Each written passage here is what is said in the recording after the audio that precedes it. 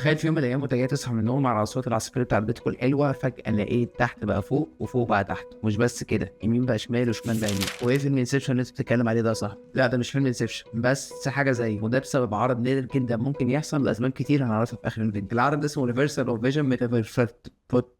Reversal of vision metamorphopsia. ريفرسال اوف فيجن ميتامورفوسيس.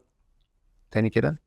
Reversal of ما علينا. تشوه رؤية الانعكاس ريفرسال اوف فيجن ميتامورفوسيس، وده تشوه بصري بيخلي عينك اللي شايفه 6/6 تنقل الصوره للمخ، والمخ يترجمها بحاجه ثانيه خالص. يعني عينك شايفه الحاجه صح، بس مخك قرر ان هو يعمل ريميكس للصوره، بدل ما هي تبقى صح مظبوطه زي ما انت شايفني دلوقتي، فجاه بقى فوق تحت وتحت فوق زي ما انت شايف كده بالظبط. يعني عمليه عشان خاطر ابسطها لك، تبقى جاي رايح تسلم على حد، وبدل ما تسلم عليه تلاقي نفسك بتسلم على الهواء. تبقى مثلا ماشي في الطريق وعايز تخش يمين، تلاقي نفسك داخل محل بدل ما انت داخل يمين خالص اصلا. تبقى طالع السلم وفجاه تحس ان انت نازل من السلم بس على دماغك مش على رجلك. او ده بقى احساس الناس اللي شايفه الراجل او الشخص اللي بيعاني من العرض دوت في الحقيقه، تبقى شايفاه بيعمل تصرفات غريبه جدا غير اللي المفروض تكون على الطبيعه، لانه شايف فوق تحت وتحت فوق. طب انت جبت الكلام ده منين يا ابو حميد؟ ما في حالات اصلا موجوده للعرض اللي انت بتقوله دوت. مجله جامعه نيورولوجي في 3 دكاتره وثقوا 4 حالات، انا احكي لك منهم 3. اول حاله كانت لست عندها 56 سنه، وكان اصلا المشكله الاساسيه عندها ان هي بتحس بدوخه عندها بقالها 4 سنين، وما كانتش تعرف تتحكم بالايد اليمين كويس، ساعات كان عندها مشاكل في النطق بسبب الموضوع دوت. في مره من المرات وهي قاعده كده فجاه لقيت الدنيا بتلف معاها 180 درجه، بس الست ديت المشكله ان هي فضلت 45 دقيقه بالحال دوت، وفي حين انك اصلا مش قادر تكمل الفيديو 5 ثواني بسبب ان قلب الكاميرا، بس الست ديت قعدت 45 دقيقه كاملين. ده غير ان الست شافت الدنيا مايله بزاويه غريبه جدا كانها شايفه فيلم 3 دي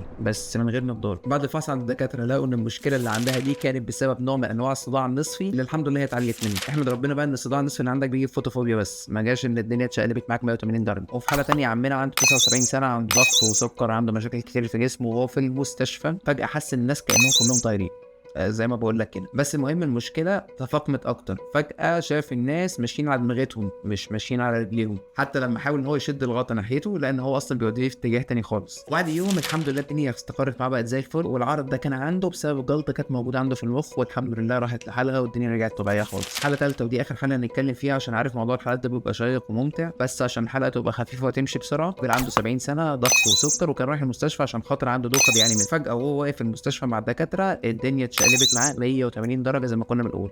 طبعا هتقولي ده نفس الراجل اللي كان قبل كده، لا هقول لك في حاجه تانية افظع حصلت للراجل ده. الراجل دوت لو ولع ولاعه وجابها قدام عينيه الدنيا ترجع طبيعيه تاني عادي زي الاول، ولما يبعد عنه الدنيا ترجع متشقلبه تاني 180 درجه. المهم عملوا له اشعه واكتشفوا ان هو كان عنده جلطه في المخ ناحيه الفص القذالي في المخ، وده المكان الموجود في المخ اللي بيعالج الصور اللي بتتلقاها عليه. وفي حاله رابعه هات بس الحديده اللي معاك كده وروح بس اتكل على الله، احنا قلنا 3 حالات بس. يلا فتح ماشي يعني ربنا يسامحك. المهم احنا جمعنا مع بعض ايه اللي ممكن يسبب تقريبا الحاله اللي احنا بنتكلم عنها دي. اي ضرر في المخ، اي ضرر في الفص القذري في المخ، الصداع النصفي، مشاكل روماتيزم، دي كلها ممكن تسبب عرض تشوه الرؤيه الانعكاسي. طبعا في مشاكل تانية كتير ممكن تسبب العرض دوت. ممكن حد دلوقتي يجي يسالني انا خايف الموضوع دوت يحصل لي او يجي لي، اعمل ايه طيب؟ انا عايز اقول لك ان انا كنت بعرض الموضوع دوت عشان خاطر هو شيق وممتع، بس العرض ده اصلا نادر جدا، والحالات اللي متوثقه عنه تقريبا في حدود ال 50 حاله من 1974 لحد 2022. واحد دلوقتي حاسس ان هو دكتور هاوس وهو بيتكلم عن الحالات المنتج. اول حاجه احنا وصفنا الموضوع ده بان هو عرض، العرض ده بيكون ليه مرض هو المسبب ليه، ايه التهابات او مشاكل في المخ، خصوصا في الفص القذالي، خصوصا في الاعصاب البصريه، الصداع النصفي، الحاجات دي كلها بيتم الكشف عنها، ولما بتتعالج الدنيا ترجع طبيعيه زي الاول. في الاخر اللي احنا بنتكلم عنه دوت هو عرض نادر جدا جدا هو يحصل، بس الاهم من ده ان انت لو حسيت باي مشكله في جسمك سواء نفسيه او عضويه ما تدورش على النت وروح استشير دكتور على طول عشان صحتك مهمه جدا. يا رب يكون الموضوع كان لذيذ بالنسبه لك، وما تنساش ان انت تشارك الحلقه، واحكي لي في الكومنتات تخيل نفسك صحيت من النوم وفجاه لقيت فوق بقى تحت وتحت بقى فوق، هتعمل ايه؟